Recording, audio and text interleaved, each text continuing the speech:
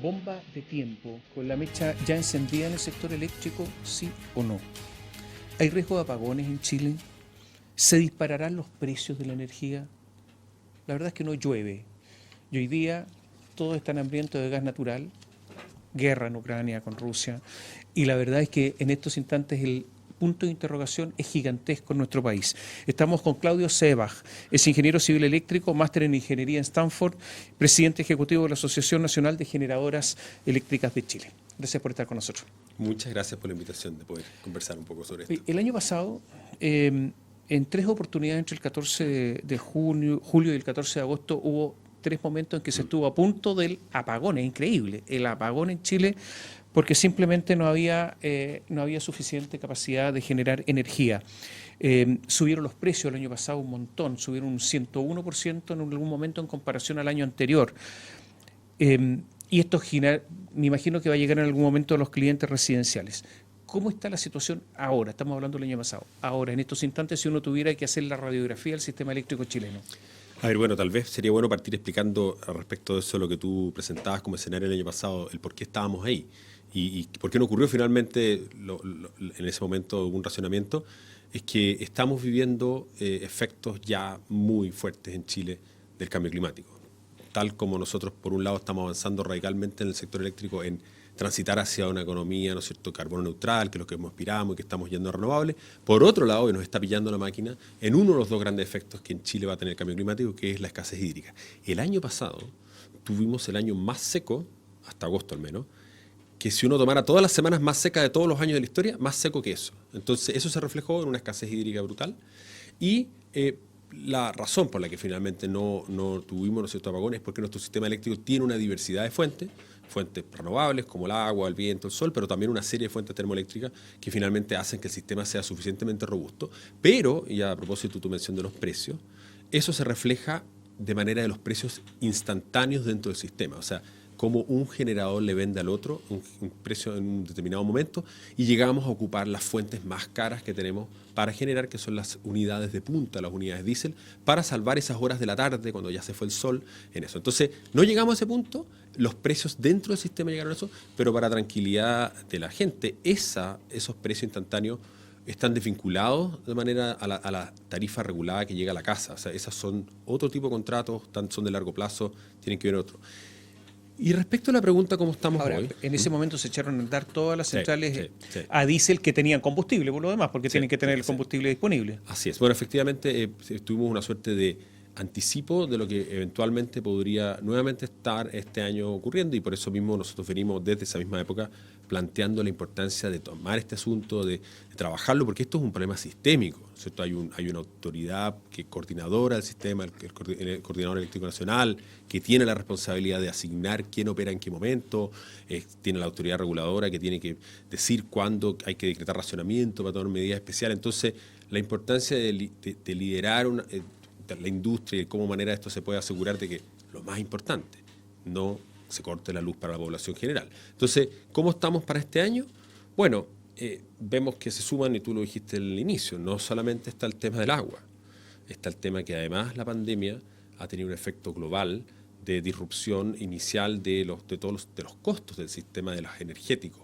El gas natural que aumentó su demanda, Japón primero, incluso hablo antes de la invasión de Rusia a Ucrania, el precio del carbón empezó a subir por la recuperación económica. Entonces, esa tormenta perfecta, cuando ya estábamos en tormenta perfecta, viene la invasión, ¿no es cierto?, de Rusia a Ucrania, que es el principal proveedor de fósiles de Europa, que nuevamente viene a sumarse a la disrupción de combustible. Antes de la guerra, ya expertos decían que junio, julio de este año van a ser muy críticos. Sí. Ahora le sumamos la guerra.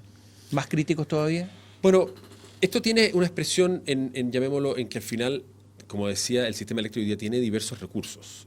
Directamente va a tener un costo muy relevante. Las condiciones del sistema eléctrico en Chile, pensamos 2 años atrás, como estábamos parados frente a como estamos hoy, están muy distintos. O sea, el sistema hoy día está estresado por la necesidad de proveer estos combustibles, pero sobre todo eso se refleja en lo que están costando los combustibles. O sea, se han duplicado, triplicado, incluso quintuplicado precios de combustible, que, insisto, no van a parar al bolsillo final directamente en la cuenta de la luz, pero sí cuestan a la industria enormes cantidades, porque también hay que procurar reservar el agua para las situaciones más extremas. Y eso tiene un costo alternativo, que hay que usar el diésel, que no es un combustible que está pensado para usarlo de manera permanente, pero que gracias a Dios, por razones históricas, tenemos una capacidad de respaldarlo. Ya los meteorólogos dicen, es que la niña, entonces por la niña otoño ya va a ser seco. No ha llovido nada, absolutamente. A ver, en el sur algo ha habido de lluvia. Siempre hay que pensar que nuestro sistema eléctrico es muy largo, es un sistema bien excepcional, ¿no es cierto? De Arica hasta Chiloé, tiene la energía solar muy fuerte en el norte, la costa las eólicas, y tiene el agua en el sur. Entonces, donde más nos ha estado pegando en las principales cuencas, el Maule, Biobío, pero en el sur también está el lago Chapo, en la zona de Puerto Montt. Y adicionalmente a eso, yo agregaría un punto adicional, es que nosotros, este sistema largo y flaco, que tiene generación en muchas partes, además está desafiado por la capacidad de transmitir esta energía en todo momento. O sea, la transmisión surge crecientemente como la restricción que nos impide que a veces energía que tengamos de sobra en un momento dado en cierta parte, llevarla a otro lado, porque la línea está en el máximo de su capacidad. Y eso, digamos, son condiciones que son bien estructurales y que, sobre todo si estamos transitando cada vez más a renovables, necesitamos ir despejándola como país. Yo tengo entendido que de las zonas más complicadas, pese a que está en el sur, es la zona de Puerto Montt, justamente por problemas de transmisión, se están realizando trabajos, no están terminados. Así es. Sí, hay efectivamente en la zona de Puerto Montt trabajos de cambios de conductores para poder ampliar la capacidad de las líneas. Hay sistemas de respaldo en esa zona. Es una zona que depende de una central hidroeléctrica relevante. Hay algunas otras centrales menores. Hay eólicas que van a empezar a operar ya, que van a ayudar, obviamente. El viento no sopla siempre, pero contribuye sustantivamente cuando está presente. Entonces, este mix de generación que tenemos en Chile, de alguna manera, va a requerir siempre la capacidad de transmitirlo, porque si en un momento hay viento en el norte, no necesariamente hay en el sur. Ahí estamos desafiados, digámoslo, en mediano y largo plazo, lograr soluciones, y obviamente, adicionalmente, que la electricidad tiene muchas virtudes, pero una que no tiene es que no es fácil almacenarla. La histórica ha sido almacenarla, ¿no es cierto?, en agua, los embalses, pero el almacenamiento eléctrico, para cuando, por ejemplo, una noche no hay sol, las baterías todavía es una tecnología emergente y que todavía no está a la escala para poder reemplazarnos a los requerimientos que estamos en el hoy. O sea, estamos, por así decirlo, pasando por un valle desafiante, donde tenemos toda esta crisis que estamos describiendo, pero que el futuro nos va a llevar a una transición energética donde, increíblemente, si uno lo mirara por cómo esto te desafía, a que encontremos soluciones que nos hagan más resilientes al cambio climático y que sobre todo usen los recursos renovables que tenemos. En medio de esta crisis hay que olvidarse del medio ambiente, parece. O sea, diésel, contaminante, carbón, contaminante. A ver, primero que nada nosotros, y ustedes lo han visto y lo hemos conversado otras veces, la industria está comprometida con un retiro total del carbón en Chile en el largo plazo. El carbón es una fuente de energía muy relevante para el sistema, hoy día es más del 35%, es muy confiable en el tiempo, ¿no es cierto? Opera las 24 horas al día, pero es una fuente que a su vez por unidad de generación genera mayores gases de efecto invernadero que cualquier otra.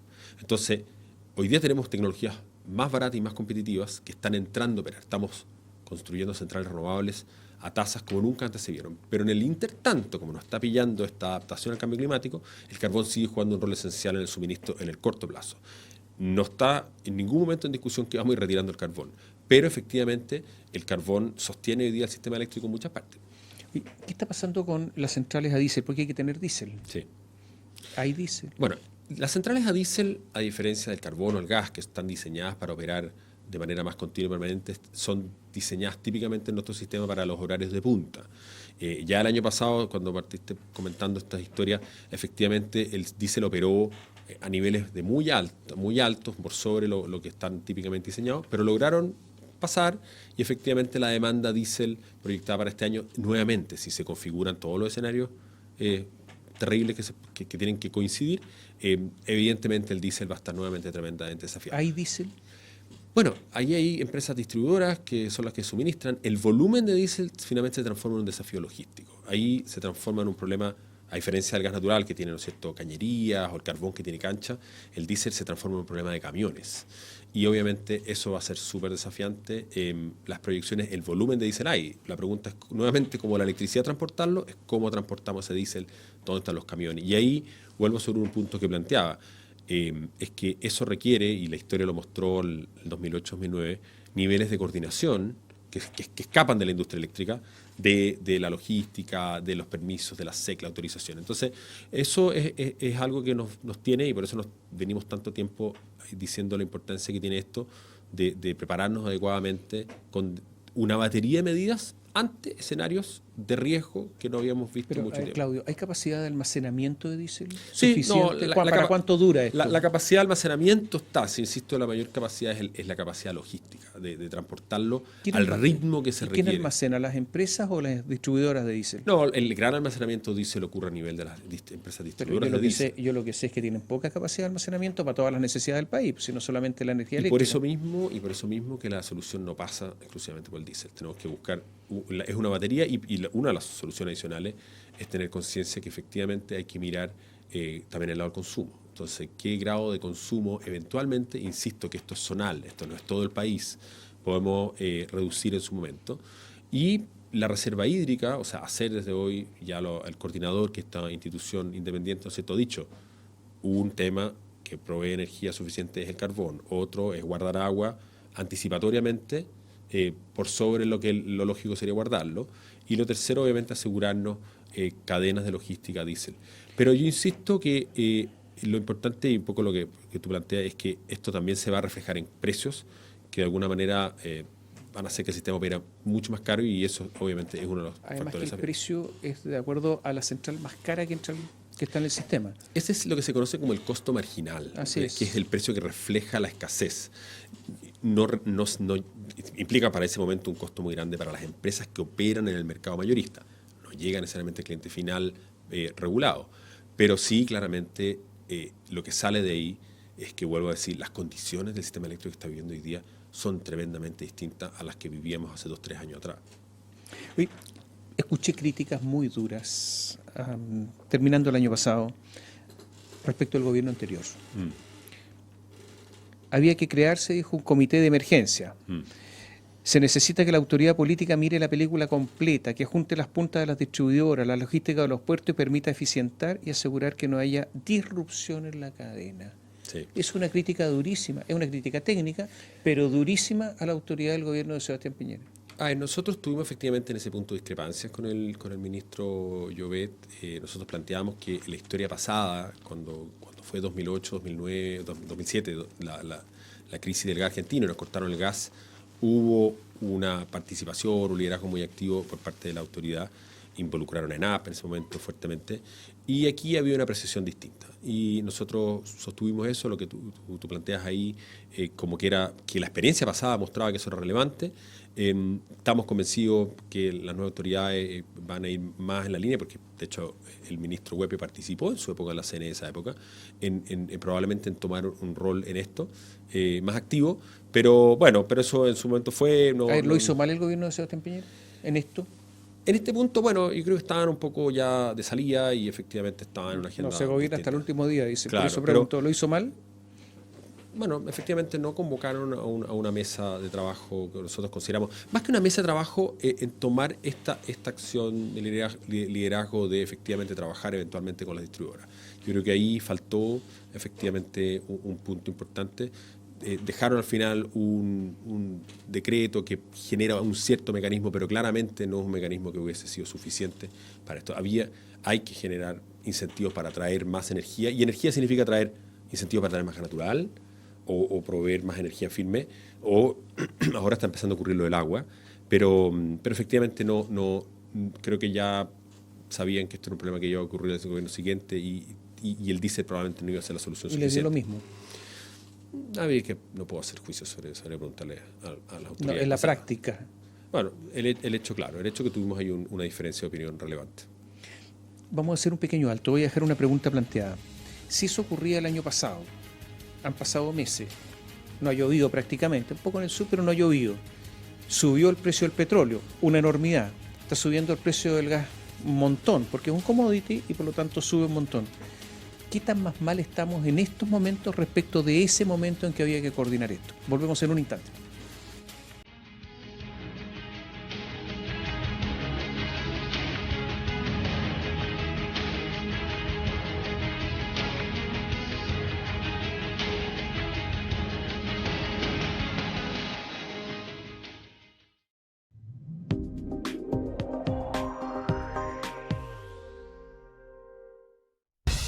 Cada tarde podemos dialogar, escuchar, criticar y comentar, pero con respeto. Pasadas las 3 de la tarde, de lunes a viernes, podría ser peor, con Julio César Rodríguez.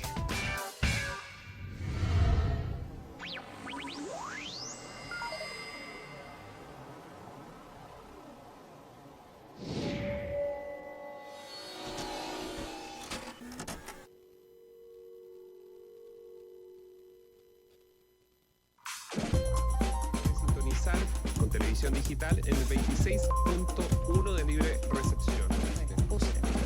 Sí. Bueno, pero los que tuvimos Coronavac generó bastante alarma y preocupación también en lo que les informaba. Detuvo al presunto autor del incendio que destruyó 6 casas en el cerro San José de dicha comuna. La central de biobiochile.cl tenemos que Iquique y otras 20 comunas retroceden. En Facebook, Radio Bio Bio. También nos puede ver y escuchar a través de nuestro sitio web biobiochile.cl.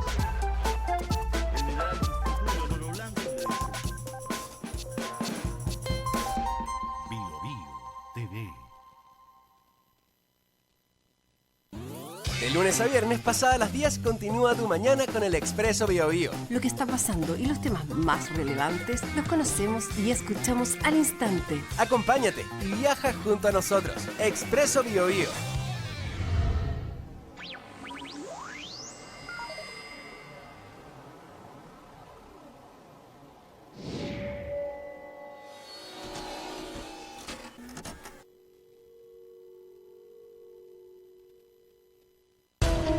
En Bio Bio profundizamos las noticias enfatizando la verdad siempre. Aquí tú te informas y entretienes.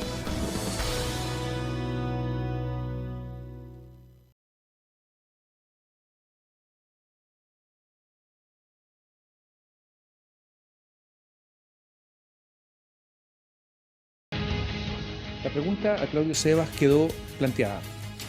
Si el año pasado había muchos reclamos contra el gobierno anterior y duro, no ha llovido prácticamente, precios más altos del petróleo, precios más altos del gas, ¿qué tanto más grave es la situación en estos instantes? A ver, efectivamente, y lo ya hemos hablado ya, ha habido un aumento sustantivo de los precios, ¿cierto? Tenemos aumento del precio del carbón, aumento del precio del gas, muy sustantivo a propósito de la crisis de Ucrania, aumento del precio del combustible, y que uno además eso puede hacer un paralelo a lo que está ocurriendo en el mercado de los combustibles. O sea, pero además mayor escasez hídrica. Hay un 25% menos de agua, entonces, y la niña está potencialmente anunciada de continuar este año, y si uno hace la analogía con la industria, con los combustibles fósiles para los autos, uno ve que el gobierno ya, incluso saliente, anunció un aumento del límite del Fondo de Estabilización MEPCO, y este gobierno probablemente va también a tomar medidas en ese fondo, lo anunció hoy día mismo el ministro Marcel. Entonces, esto claramente es una tormenta bien desafiante para la industria, en términos de que la industria está hoy día en condiciones también de las propias empresas, de los niveles de endeudamiento que tienen para absorber estos shocks, pero que por otro lado, las mismas industrias están tremendamente comprometidas en seguir sosteniendo la inversión que tienen en su agenda de ¿Quién paga proyectos. la cuenta de todo esto? Bueno, ¿Alguien en paga la cuenta? En este ¿Quién momento, paga la cuenta? En este momento los precios de corto plazo lo pagan las empresas. Y por eso la empresa está en una situación de severa estrechez, incluso de deuda, de ¿Podría caja. quebrar alguna empresa? Dios quiera que no, pero... ¿Pero podría?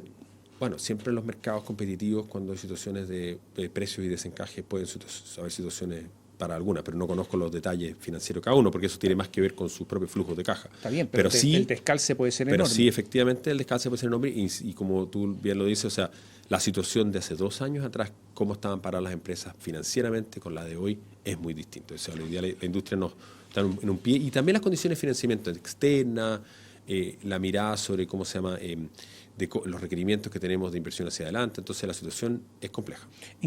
¿Cuánto tiempo hay de plazo para organizar todo esto ante la crisis que se viene? Porque se viene la crisis ahora, ¿no es cierto? La crisis más aguda. Esto es junio, julio, Sí. son meses críticos. Entonces yo leo, se requiere identificar los nodos, distribuidoras, los conductores, las capacidades de transporte, anticiparse, crear un sistema, organizar un sistema. ¿En cuánto tiempo se organiza o ya no hay tiempo?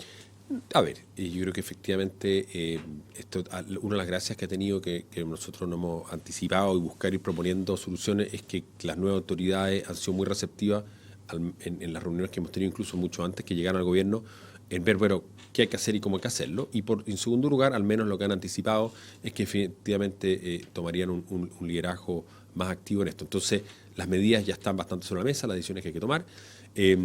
Algunas ya se están tomando, como reserva hídrica, o eventualmente se están desarrollando, porque esto no se implementa de la noche a la mañana.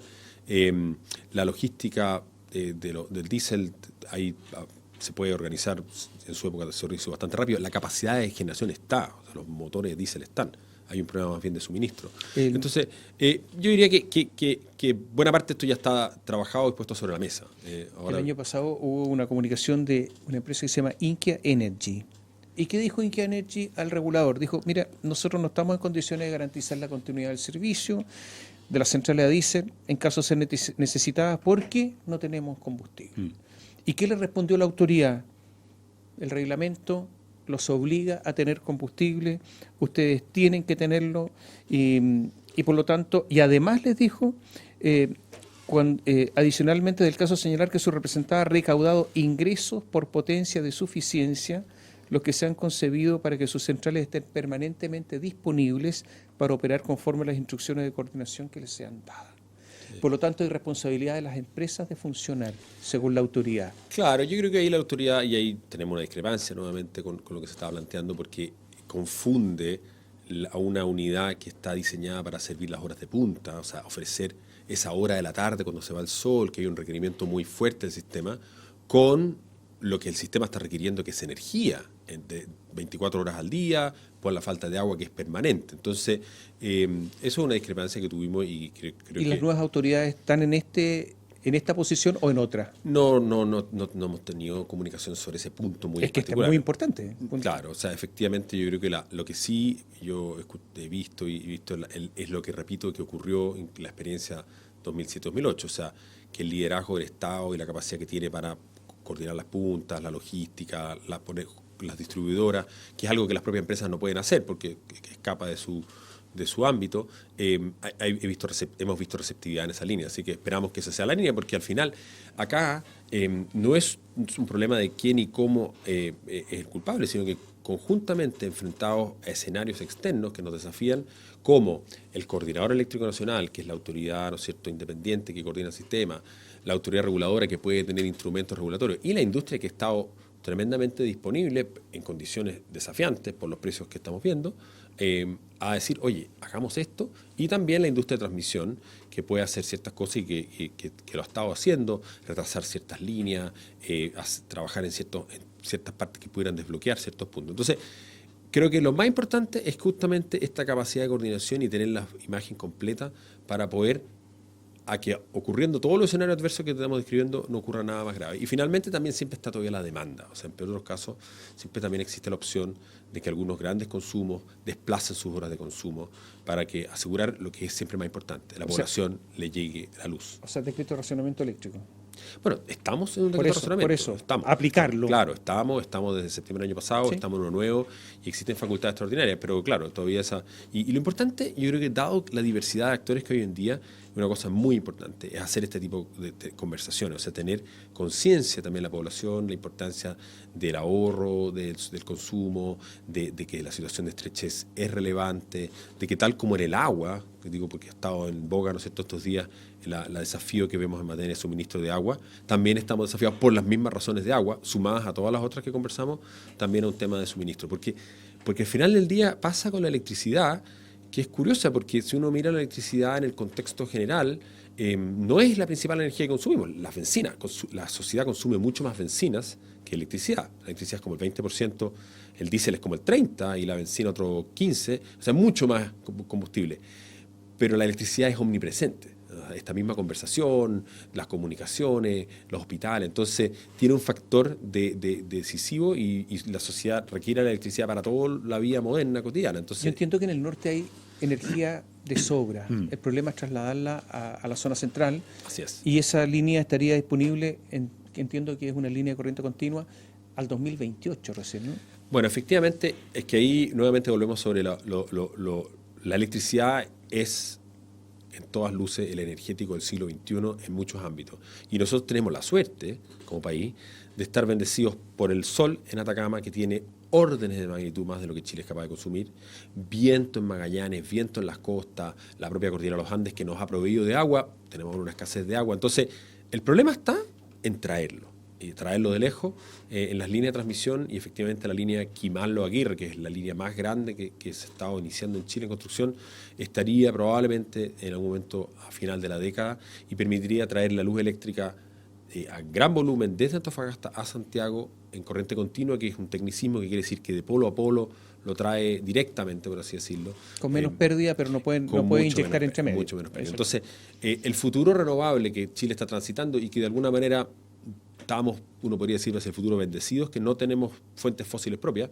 La propia crisis en Ucrania está demostrando que las renovables en alguna manera son también una energía de independencia energética, geopolíticamente hablando, pero tiene el desafío de poder traerla y, para la mano con eso, sino almacenarla en los puntos. Junto con eso diría, y creo que es importante también saberlo, es que en esta década que viene, donde vamos a ver cada vez más usos de electricidad en el bus, transporte público, en los hogares, es que también va a haber crecientemente también más producción residencial. Algunos preguntan por qué no vamos todo a una producción más local residencial. Bueno, siempre es un equilibrio de costo-beneficio, hay beneficios de estar en un sistema, pero claramente el producir más cerca de donde se consume es también parte de lo que estamos viendo y va a ocurrir. Estamos terminando. ¿Recomiendas comprar velas o no? A ver, yo creo que nuestro sistema eléctrico hoy día es un sistema más resiliente y robusto, está súper desafiado, estamos trabajando como industria. Pero por si acaso, habría que comprar una vela. Yo creo que siempre hay que estar preparado para distintos. La crisis climática nos presenta nuevos escenarios que nosotros no habíamos visto y lamentablemente Chile es uno de los países más vulnerables del mundo a muchos de estos desafíos y ya lo estamos viendo, mayores horas de calor, estamos viendo la sequía. Entonces yo creo que las preguntas climáticas son preguntas que vamos a ir viendo siempre nuevas y nos van a ir sorprendiendo. Así que hay que prepararse, hay que planificar y creo que en eso estamos y ojalá que estos escenarios no se den y finalmente esta conversación haya sido simplemente una potente preparación a eso. Gracias por estar con nosotros. Muchas gracias por la invitación. Y a ustedes muchas gracias por seguirnos.